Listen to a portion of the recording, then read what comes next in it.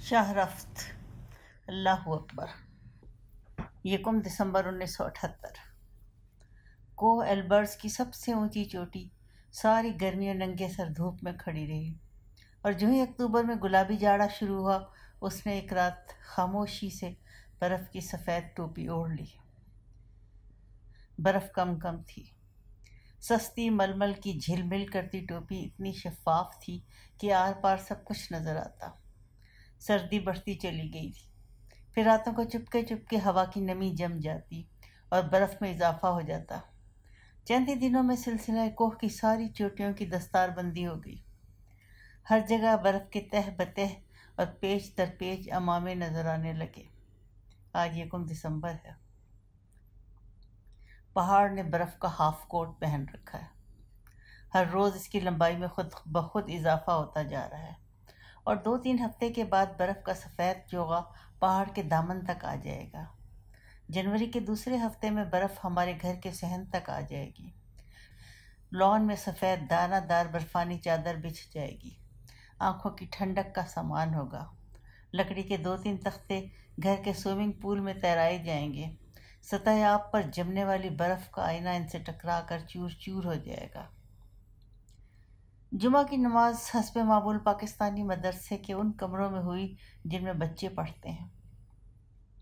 کمرے چھوٹے چھوٹے ہیں، بے ترتیب ہیں، مختلف منزلوں پر واقع ہیں۔ ڈیسک اور کرسیاں اوپر تلے کونوں میں رکھی ہوئی ہیں، جوتے سیڑھیوں اور گیلری میں بکھرے ہوئے ہیں۔ اس بھول بھلیاں میں جب امام سجدے میں جاتا ہے تو دوسرے کمروں میں لوگ رکوع میں ہوتے ہیں، اور دوسری منزل والے حالت قیام میں پائے جاتے ہیں۔ تیسری منزل والوں کو پتہ ہی نہیں چلتا کہ نماز کب شروع ہوئی اور کب ختم ہوئی۔ مولانا روم نے کسی ایسی ہی نماز کے بارے میں کہا تھا، بخدا خبر ندارم چو نماز می گزارم کہ تمام شد رکوع کے امام شد فلانے۔ خدا کی قسم مجھے نماز میں اس بات کا ہوش ہی نہیں رہتا کہ رکوع کب ختم ہوا اور امامت کس نے کی۔ اللہ اللہ، وہ حضوری کا عالم تھا، یہ مجبوری کی صورت ہے۔ نماز کے بعد لوگ چھوٹی چھوٹی ٹکڑیوں میں بٹ جاتے ہیں۔ نیچے کی منزل کے کمروں اور مدرسوں کے باہر اغل بغل کی گلیوں میں ہفتہ واری کلب کھل جاتا ہے۔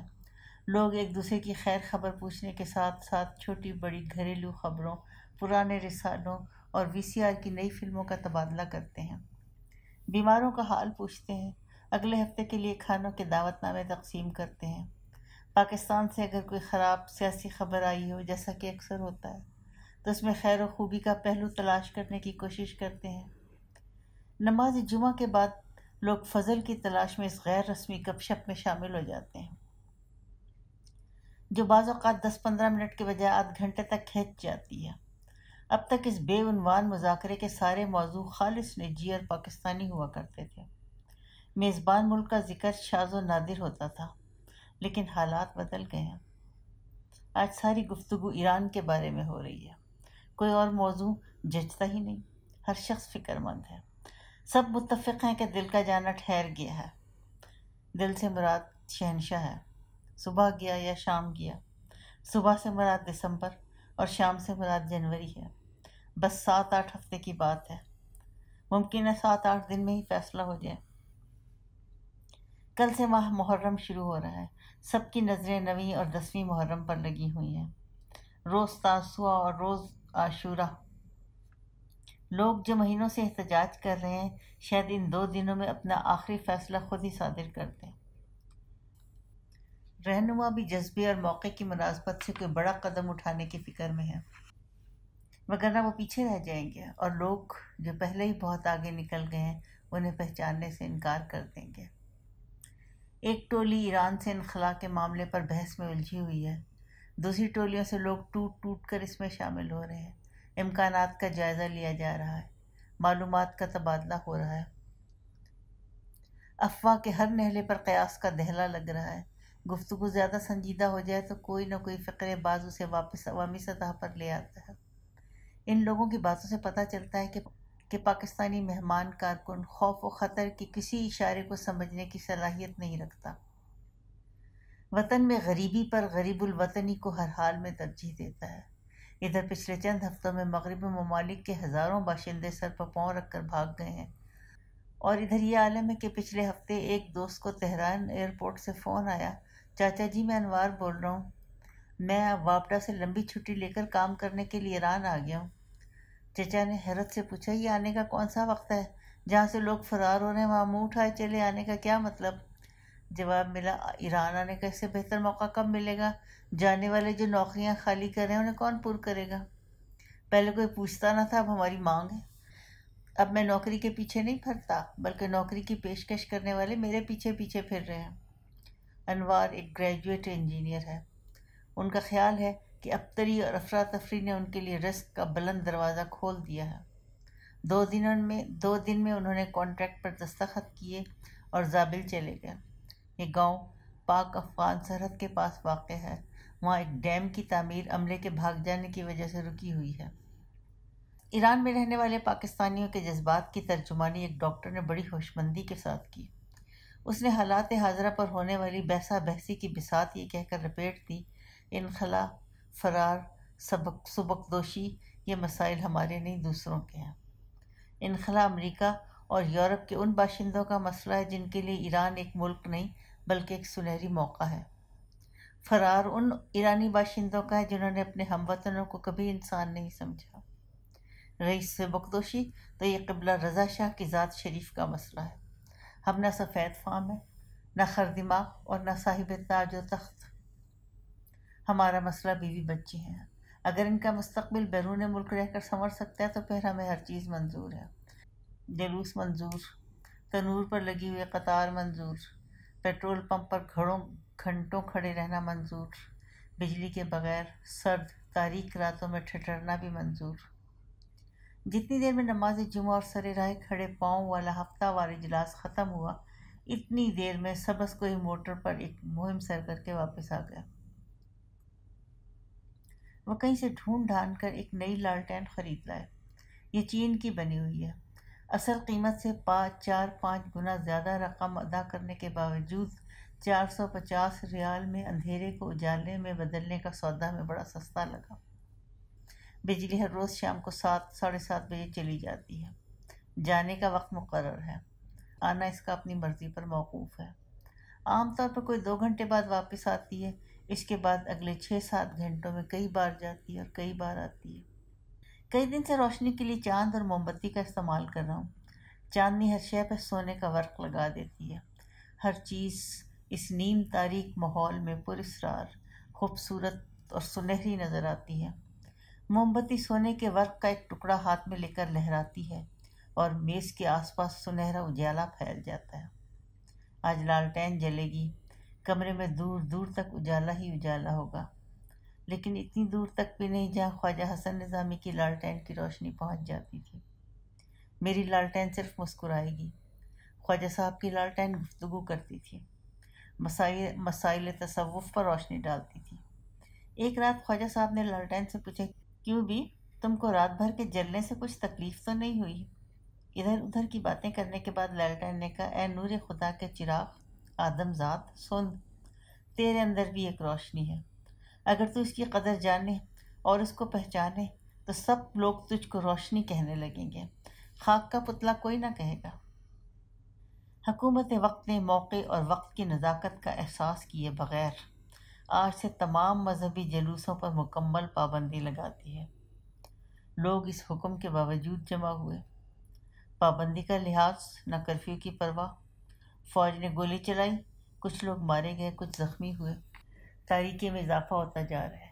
اتنے گھپ اندھیرے میں میری لالٹین کہاں تک ساتھ دے گی؟ 2 دسمبر۔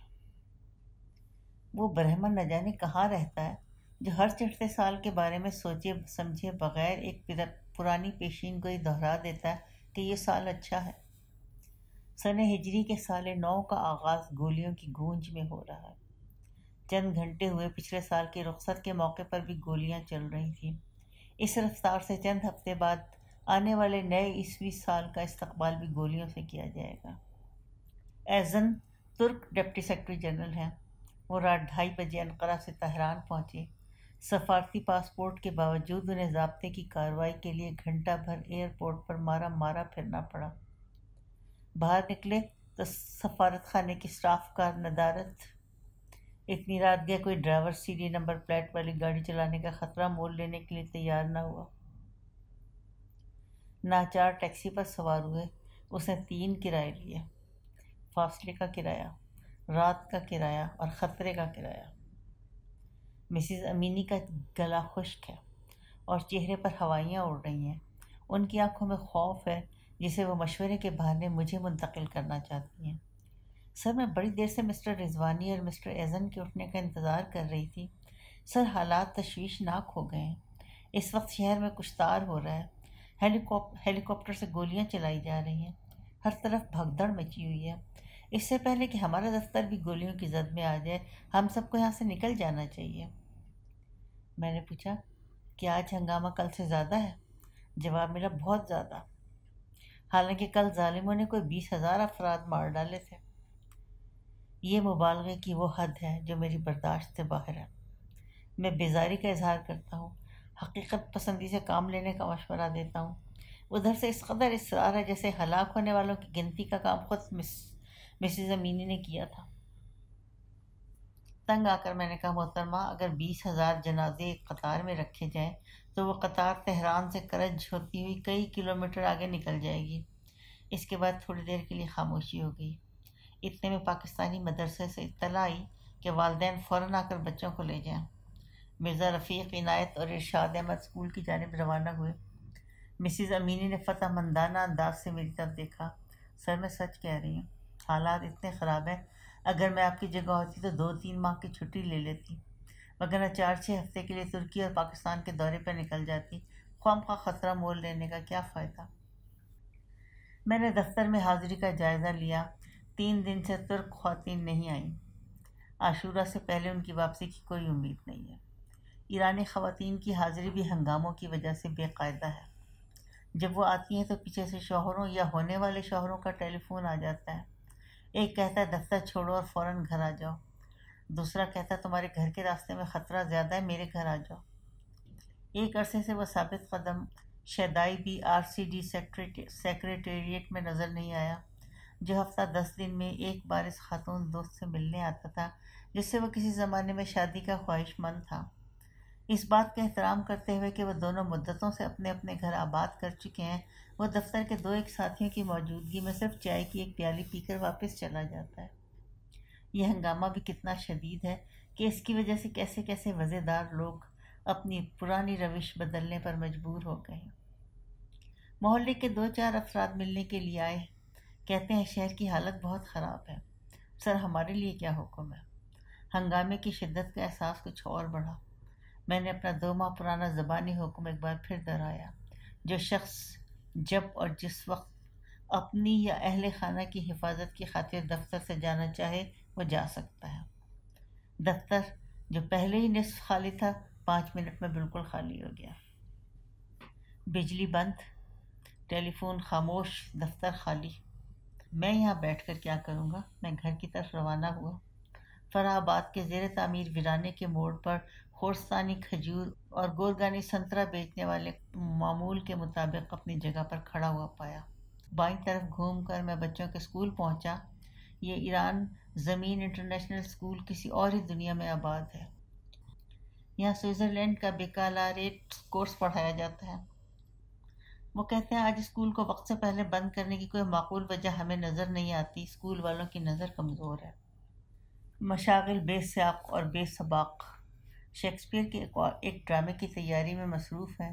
شیکسپیئر نے 36 طویل ڈرامے لکھے تھے اور ان میں سے کئی ایک بادشاہوں اور سلطنتوں کے زوال کے بارے میں ہیں۔ اس بات پر غور کیے بغیر کہ آج کل تہران کی سڑکوں پر ایک بادشاہ کی معزولی کا خونی کھیل کھیلا جا رہا ہے، اسکول والے رومیو جولیٹ کی ریہرسل میں مصروف ہیں۔ گھر کے راستے میں ایک دھماکہ سنائی دیا۔ یہ دھماکہ میدان ونگ کے قریب ہوا۔ میں نے چوک کے گرد گھومتے ہوئے 7 والی موٹر کے ڈرائیور سے پوچھا، یہ آواز کیسی ہے؟ وہ اوپری ہنسی ہنستے ہوئے بولا، کسی موٹر کا ٹائر پھٹا ہے۔ پھر ٹریفک کا قانون توڑتے ہوئے اس نے اپنی موٹر دھماکے کے مخالف رخ موڑ دی، رفتار تیز کی اور دیکھتے ہی دیکھتے نظروں سے اوجھل ہو گیا۔ رات کا کھانا لالٹین کی روشنی، اللہ اکبر کے نعروں اور گولیوں کی گونج میں کھایا۔ لوگ چھت پر چڑھ کر اذان دیتے ہیں، نعرے لگاتے، فوج ہوا میں گولیاں چلاتی ہے۔ وزیر اعظم کہتے ہیں یہ سب ٹیپ ریکارڈر اور لاؤڈ اسپیکر کی آوازیں ہیں۔ گولیوں کی آواز بندوق اور مشین گن کی نال سے نہیں بلکہ آلہ صوت بند کے فیتے سے آ رہی ہے۔ اس آواز سے کیا ڈرنا؟ وزیر اعظم جس آواز سے ڈرتے ہیں اس کا ذکر نہیں کرتے۔ یہ آواز پیرس کے مضافات سے آتی ہے۔ یہ ایک آیت اللہ کی آواز ہے۔ 3 دسمبر صبح سویرے ریڈیو لگایا۔ مقامی خبروں کے مطابق کل کہیں بھی بڑے پیمانے پر گڑبڑ نہیں ہوئی، حالات قابو میں ہیں، تفصیلات کا انتظار ہے۔ دوسرے ملکوں کے فارسی پروگرام کے مطابق تہران میں چھٹی اور ہڑتال رہی۔ سرکاری دفاتر، نجی ادارے، مدارس اور بازار بند رہے۔ تہران خاموش و مرداست۔ ٹیلی فون کی اطلاع کہ کل رات محرم کی مجالس کرفیو کے اوقات کے بعد ختم ہوئی اور ساری رات مظاہرین اور ان پر چلائی جانے والے گولیوں میں آنکھ مچولی ہوتی رہی۔ ایک اور اطلاع کے مطابق مشہد میں 2-4 روز سے خانہ جنگی کی کیفیت ہے۔ لوگوں نے کئی پولیس اسٹیشن فتح کر لی ہیں، فوجی ٹھکانوں کو آگ لگا دی ہے، کرنل کمالی کو گھیر کر مار ڈالا ہے، ساواک کے 3 کارکنوں کو برسرعام پھانسی دے دی ہے۔ جواب غزل کے طور پر فوج نے مظاہرین کو گولیوں سے بھون دیا اور ٹینکوں سے رونڈ ڈالا۔ سینکڑوں مر گئے اور ہزاروں زخمی ہو گئے۔ ملٹری گورنر کہتا ہے صرف 116 افراد بلکہ خراب کار مارے گئے ہیں۔ سوال یہ ہے کہ ہلاک اور زخمی ہونے والی تعداد کا صحیح تخمینہ لگانے کے لیے گورنر کی اقرار اور شمار کو 10 سے ضرب دیں یا 20 سے۔ ڈرائیور بچوں کو اسکول لے کر گیا اور واپس لے آیا۔ نوٹس لگا ہوا ہے کہ ہم اسکول کھولنے کے حق میں ہیں مگر وزارت آموزش کے حکم کے تحت ہمیں ناچار تالہ بندی کرنا پڑ رہی ہے۔ بچے ہر نصابی کتاب کے اگلے 2 سبق ہوم ورک کے طور پر تیار کریں۔ نوٹس میں یہ نہیں لکھا کہ رومیو جولیٹ کے ڈرامے کا اگلا ریہرسل کب ہوگا۔ دفتر میں حاضری 1/3 ہے۔ میں نے مرزا رفیق، عنایت اور ایزن اور رضوانی سے مشورہ کرنے کے بعد اعلان کیا کہ محرم کے مہینے میں دفتر کی اوقات کار 9 بجے سے 12:30 بجے تک ہوں گے۔ یہ اعلان عملے کے لیے سرکاری اور رسمی ہے۔ حالانکہ کام کو 8 گھنٹے روزانہ سے گھٹا کر صرف 3.5 گھنٹے کر دینے کے اختیارات RCD سیکریٹریٹ کے پاس نہیں بلکہ سہ ملکی وزارت کونسل کے پاس ہیں۔ تاہم میں تجربے سے فائدہ اٹھا رہا ہوں۔ تجربے کے مطابق ایمرجنسی میں اختیارات کا تعلق قواعد سے نہیں بلکہ حوصلے سے ہوتا ہے۔ جتنا حوصلہ اتنے اختیارات۔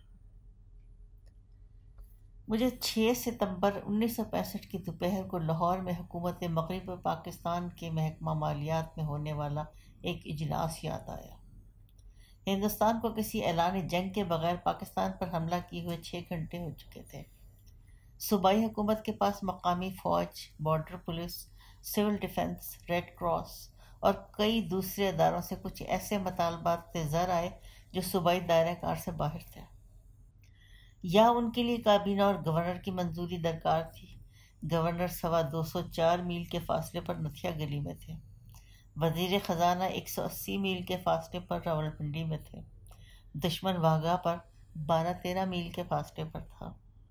اس کی افواج کا سربراہ شراب سر شام لاہور کے جم خانہ کلب میں پینا چاہتا تھا۔ اندرونی حالات ہمیں ضابطۂ کار کے بارے میں فیصلہ کرنے میں صرف 5 منٹ لگے۔ اصولی طور پر یہ طے ہو گیا کہ فیصلہ کن لمحے کے وقت جو کوئی جہاں کہیں بھی ہے وہی وہاں کے لیے سب کچھ ہے۔ سپاہی اگر محاذ پر تنہا ہے اس لمحے کے لیے سپہ سالار بھی ہے۔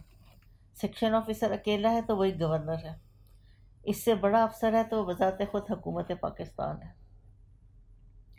اس اصول کے تحت ہم نے گورنر مغربی پاکستان کے لاہور واپس آنے تک چند گھنٹوں میں 60 ملین روپیہ جنگ سے پیدا ہونے والی صورتحال سے نمٹنے کے لیے خرچ کر ڈالا۔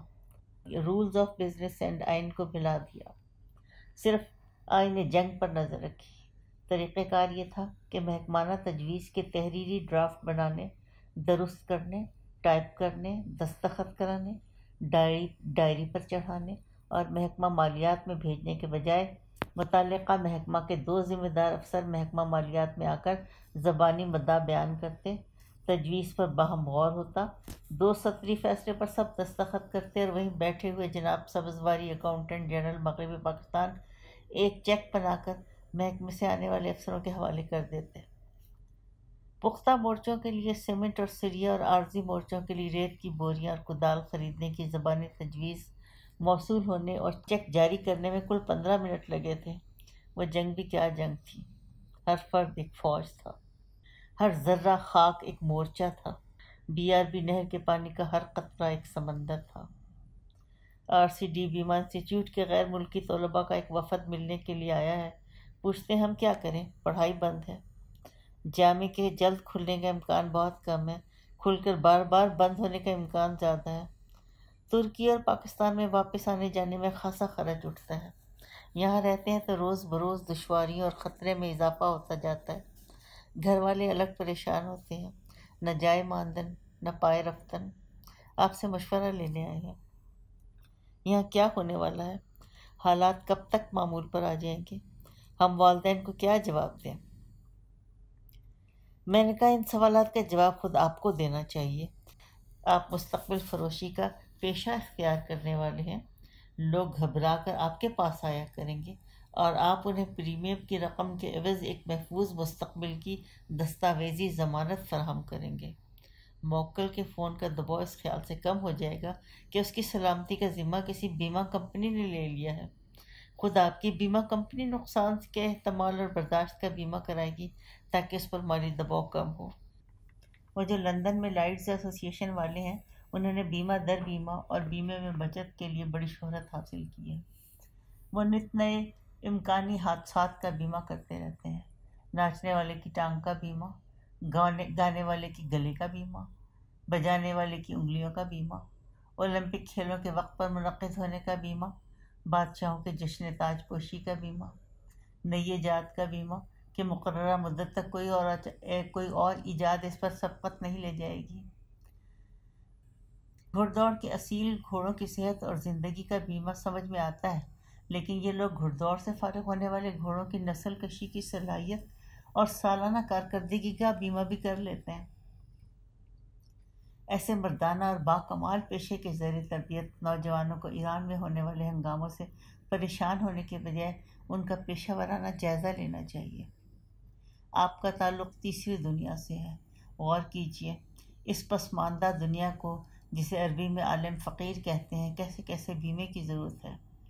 غربت میں مزید اضافہ نہ ہونے کا بیمہ، جمہوریت کے آنے اور مارشل لاء کے جانے کا بیمہ، منتخب نمائندوں کی سیاسی وفاداریوں کی عدل بدل کا بیمہ، پاکستان کے وزیر اعظم کی برطرفی اور جملہ سیاسی خطرات کے خلاف جامع بیمہ، بیرونی امداد کے جاری رہنے اور سپر پاور کے ماضی رہنے کا بیمہ۔ یہ سب آپ کے لیے پیشہ ورانہ چیلنج ہے۔ عزیزان گرامی، میں آپ کو بھاگنے کا مشورہ نہیں دے سکتا۔ آپ کیوں ایک ایسے تاریخ ساز لمحے سے محروم ہونا چاہتے ہیں جو آپ کی زندگی میں شاید دوبارہ کبھی نہیں آئے گا؟ گھر والوں کو دلاسا دے دیجیے، تفصیل مت لکھیے، وہی گھسا پٹا مضمون کہ میں خیریت سے ہوں اور آپ کی خیریت نیک مطلوب ہے کافی ہوگا۔ یوں بھی پردیس میں تعلیم حاصل کرنے والے نوجوان گھر والوں کو کب اپنے بارے میں پوری اور سچی باتیں لکھتے ہیں۔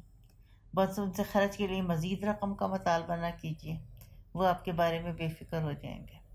4 دسمبر۔ ہوا تیز، موسم سرد، ٹریفک کم، افواہیں زیادہ۔ گرم جرابوں کے باوجود پیر ٹھنڈے ہیں، بدن کی حرارت فکر مندی سے کم ہو گئی ہے، زیادہ سوچیں تو کپ کپی لگ جاتی ہے۔ 5 دسمبر۔ ہر شخص منہ اٹھائے بینک کی طرف چلا جا رہا ہے۔ چند گھنٹے بعد دیکھا کہ ہر شخص بینک سے منہ لٹکائے واپس چلا آ رہا ہے۔ بینک کہتے ہیں لین دین کے علاوہ وہ ہر طرح سے گاہک کی خدمت کے لیے تیار ہیں۔ معلوم نہیں ہر طرح کی خدمت سے ان کی کیا مراد ہے۔ برادر مشتاق یوسفی سے پوچھنا پڑے گا۔ ایسی خدمات کا تجربہ نہ صحیح انہیں علم تو ضرور ہوگا، وہ UBL اور BCCI دونوں نامور اداروں سے وابستہ رہ چکے ہیں۔ 6 دسمبر۔ صبح سویرے میں مہر آباد ایئرپورٹ پر پہنچا۔ عمارت کے باہر بے شمار موٹریں جا بجا کھڑی ہیں، راستہ بند ہے، موٹر بہت دور کھڑی کرنی پڑی۔ سڑک پر سامان کا انبار لگا ہوا ہے، پیدل چلنے والوں کو راستہ نہیں ملتا، سامان پر پاؤں رکھ کر پھلانگنا چاہیں تو بچے شور مچاتے ہیں اور عورتیں کوسنے کاٹنے لگتی ہیں۔ ہجوم سے بچنے کے لیے ہوائی اڈے کی عمارت کے دروازے بند ہیں۔ 15-20 منٹ کے بعد ایک دروازہ ذرا سا کھولتے ہیں، ریلا اندر چلا جاتا ہے، پھر بند کر دیتے ہیں۔ یہ نہیں دیکھتے کہ میاں اندر ہے اور بیوی باہر، بچے آدھے اندر ہیں آدھے باہر، پاسپورٹ اندر ہے اور ٹکٹ باہر، ریال اندر ہے اور ڈالر باہر۔ حوصلہ اور حواس، صبر اور ڈسپلن اندر پائے جاتے ہیں نہ باہر۔ سامان کے ایک دو نگ کی طرح وہ بھی گم ہو گئے ہیں۔ بیرونی دنیا سے ایران کا فضائی رابطہ منقطع ہونے والا ہے۔ خبر گرم ہے کہ کل شام کے بعد اگلے 3 دن تک کوئی پرواز تہران آئے گی نہ یہاں سے جائے گی۔ اس وقت آیت اللہ کی واپسی حکومت کو منظور نہیں۔ ہزاروں افراد کل شام سے پہلے ایران چھوڑ کر کہیں باہر جانا چاہتے ہیں۔ ان کی مجبوری سے فائدہ اٹھانے والوں کی کوئی کمی نہیں ہے۔ ہوائی جہاز والے، کسٹم والے، ورود و خروج والے، عام پولیس والے، خفیہ اور خاص پولیس والے، ان 2 دنوں میں لوگوں کو دونوں ہاتھوں سے جتنا لوٹنا چاہتے ہیں لوٹ سکتے ہیں۔ اجازت عام ہے، موقع اچھا ہے، رکاوٹ کوئی بھی نہیں۔ میں VIP روم میں داخل ہوتا ہوں۔ ڈاکٹر احمد مینائی اور 3-4 آدمی بیٹھے ہوئے ہیں۔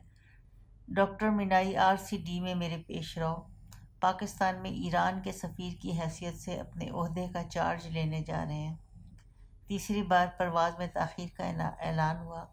میں نے موقع غنیمت جانا اور ایرانی وزارت خارجہ کے ایک ڈائریکٹر جنرل کو VIP روم کی مصنوعی گرم فضا سے نکال کر برآمدے کی ٹھنڈی ہوا میں لے آیا۔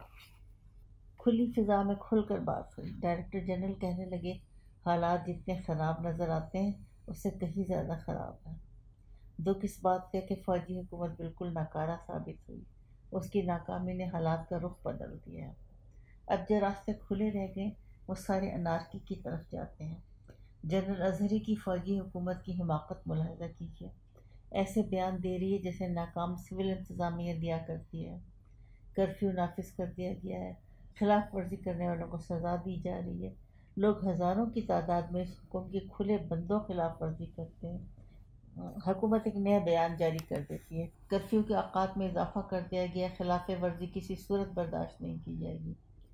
لاکھوں افراد مل کر خلاف ورزی کرتے ہیں، حکومت چپ چاپ اس صورتحال کو قبول کر لیتی ہے۔ حکومت جلوس پر پابندی لگاتی ہے، جلوس بغیر اجازت نکلتے رہتے ہیں۔ حکومت کہتی ہے کسی کو خراب کاری کی اجازت نہیں دی جائے گی، لوگ سینما جلا دیتے ہیں۔ حکومت آگ بجھانے کی تکلیف بھی نہیں کرتی۔ حکومت بیان دیتی ہے کہ کسی کو امن میں خلل ڈالنے کی اجازت نہیں دی جائے گی۔ اس کے باوجود پچھلے کئی ماہ سے بدامنی کا دور رہا ہے۔ حکومت کا سب سے مضحکہ خیز بیان یہ ہے کہ آیت اللہ خمینی واپس آنا چاہیں تو حکومت انہیں اس کی اجازت دے دے گی۔ نہ جانے لوگوں کا عقل آئے گی۔ آپ نے TV پر وزیر اعظم کی پریس کانفرنس دیکھی ہوگی۔ فرماتے ہیں کہ ایران کے عوام اپنے شہنشاہ سے بڑی محبت کرتے ہیں۔ تعجب ہے کہ 3-4 ماہ سے ہزاروں لاکھوں لوگ سڑکوں پر اس محبت کا جو برملا اظہار کر رہے ہیں وہ جنرل اظہری کو نظر نہیں آتا۔ یہ اندھا پن ہے۔ اور وہ جو مرگ بر شاہ کے محبت بھرے نعرے ہیں وہ بھی وزیر اعظم اظہری کو سنائی نہیں دیتے۔ یہ بہرا پن ہے۔ سفید جھوٹ پر اصرار کرنا، خواہ لوگوں کو اشتعال دلانا، یہ کہاں کی دانش مندی ہے؟ بات وہ کرنی چاہیے جس سے بھڑکے ہوئے جذبات ٹھنڈے پڑ جائیں، دلوں کے فاصلے کم ہوں، لوگ ملک کے مفاد میں باہم کوئی سمجھوتا کر لیں۔ ویسے یہ بات آپ سے کیا چھپانی کہ تاسوعات اور عاشورہ کے سلسلے میں پس پردہ بات چیت ہو رہی ہے۔ اس تو خون انہیں راس آئے گا نا انہیں۔ 7 دسمبر، آج پھر صبح سویرے بلکہ اندھیرے ایئرپورٹ کا رخ ہے۔ ایک اور سفیر کو رخصت کرنا ہے، یہ چل چلاؤ کا زمانہ ہے۔ پچھلے 2 ماہ میں بہت سے سفارتکار ایران چھوڑ کر جا چکے ہیں، باقی جو ہیں تیار بیٹھے ہیں۔ سفارت خانہ عملے کی تعداد روز بروز کم کرتے جا رہے ہیں۔ ابھی کل کی بات ہے، یہاں سے تبدیل کیے جانے والا سفارتکار الوداعی دعوتوں اور ملاقاتوں کے بہانے اپنے قیام کو توسیع دیا کرتا تھا۔ آج یہ صورتحال ہے کہ جو سفارتکار صبح اس بات کی تصدیق کرتا ہے کہ رات کے کھانے میں شامل ہوگا، وہ دوپہر کو ایئرپورٹ کے VIP روم سے ٹیلی فون کرتا ہے۔ تبادلے کے احکامات ٹیلکس پر موصول ہوئے اور محکمہ تشریفات نے فوراً ایک نشست کا انتظام کر دیا، اس لیے کھانے پر حاضر نہیں ہو سکتا۔ ان سفارتکاروں کے خاطر گاہے دوسرے مسافر جہاز سے اتار دیے جاتے ہیں وہ شور مچاتے ہیں، لڑتے جھگڑتے ہیں، بے بس ہو کے اپنے کپڑے پھاڑتے اور بال نوچنے لگتے ہیں۔ آج ہوائی اڈے پر کل سے بھی زیادہ برا حال ہے۔ اس وقت پین ایم کا ایک جہاز کھڑا ہے، 350 نشستیں ہیں، مسافروں کی تعداد 4-5 ہزار ہے۔ دن چڑھے گا اور اس سے بھی زیادہ مسافر قسمت آزمائی کے لیے آ جائیں گے۔ دن بھر میں زیادہ سے زیادہ 8-10 چھوٹے بڑے جہاز یہاں سے پرواز کریں گے۔ بیشتر امیدوار مسافر یہیں ایئرپورٹ پر کھڑے کے کھڑے رہ جائیں گے۔ سنا ہے بلیک میں سیٹ کا نذرانہ جو کل $3-4 ہزار تھا، آج 5 ہزار تک جا پہنچا ہے۔ فریب دہی عام ہے، رقم بھی ڈوب جاتی ہے اور سیٹ بھی نہیں ملتی۔ وزیر اعظم نے کابینہ کے اجلاس میں جو تقریر کی تھی اسے ٹی وی پر بار بار دکھایا جا رہا ہے۔ دلائل وہی پرانے جو مشکل میں گھری ہوئی انتظامیہ اپنے حق میں دور دور سے ڈھو کر لاتی ہے، کچھ سچے جھوٹے، کچھ بالکل جھوٹے۔ جنرل اظہری بڑی سادگی سے کہتے ہیں، یہ سپاہی مردم کش نہیں، محافظ مردماں ہیں۔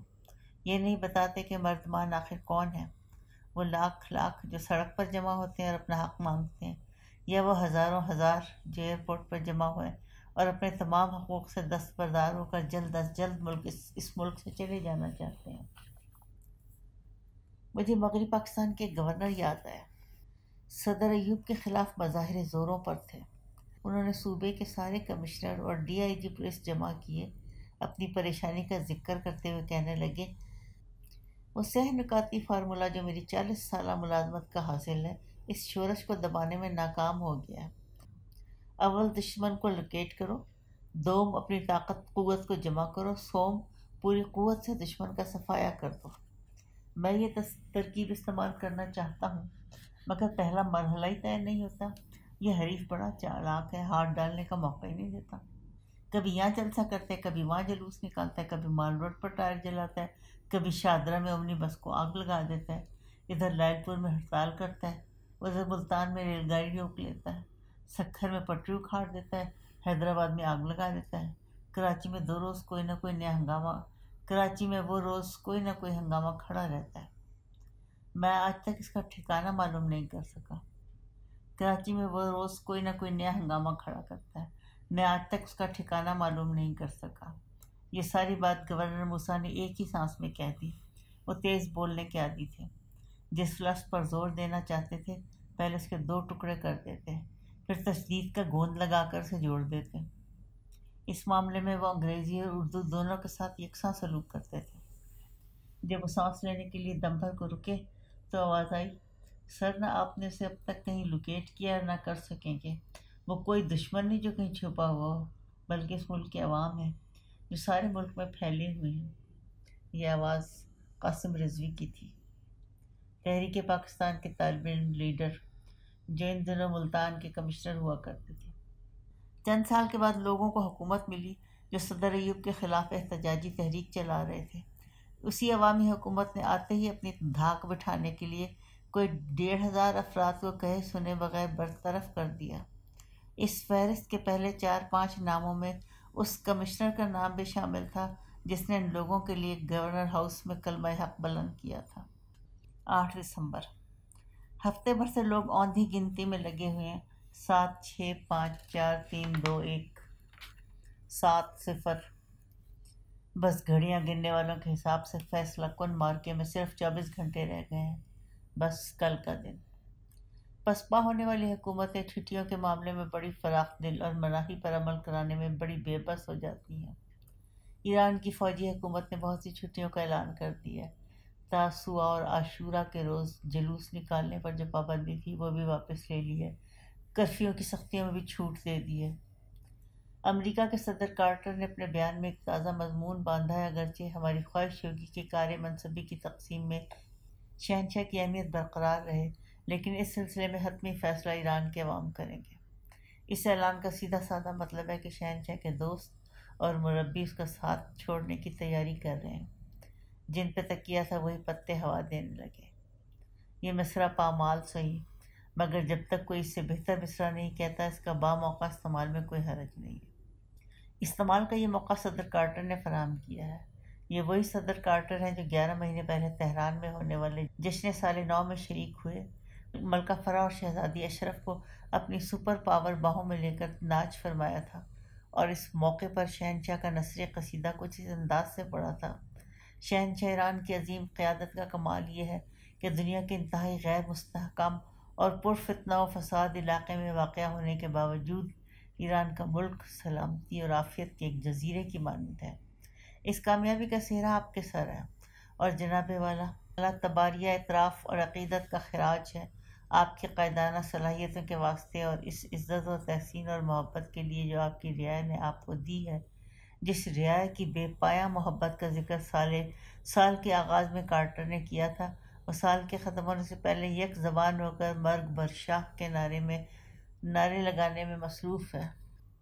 اگر حتمی فیصلہ رعایا کی عدالت نے کرنا ہے تو وہ کبھی کا ہو چکا ہے۔ اس عوامی عدالت نے شہنشاہ کے لیے معزولی اور سزائے موت تجویز کی ہے۔ شریک جرم ہونے کی وجہ سے کارٹر کے لیے سزائے کہ اسے دوبارہ امریکی صدر منتخب نہ کیا جائے اور واپس اسی زراعتی فارم پر چلا جائے جہاں وہ مونگ پھلی کاشت کیا کرتا تھا۔ نماز جمعہ کے موقع پر سفارت پاکستان کی طرف سے فارم تقسیم ہونی ہے تاکہ ایمرجنسی کے وقت بندوبست میں آسانی رہے۔ کوئی شخص بھی فارم بھرنے کے لیے تیار نہیں۔ نماز کے بعد لوگ یوں ہی خاموش کھڑے ہیں، معلوم نہیں اگلے جمعے یہاں نماز کے لیے جمع ہونا ممکن ہوگا یا نہیں۔ 9 دسمبر، سناٹا ہی سناٹا، وہ سناٹا جو سڑکوں کو سنسان کر دیتا ہے، گھروں کے دروازوں اور دریچوں میں پہرا لگا دیتا ہے، دلوں میں ایسا بیٹھ جاتا ہے جیسے کوئی انجانا خوف، ذہنوں پر اس طرح چھا جاتا ہے کہ وہ بے حس اور بے سوچ ہو جاتے ہیں۔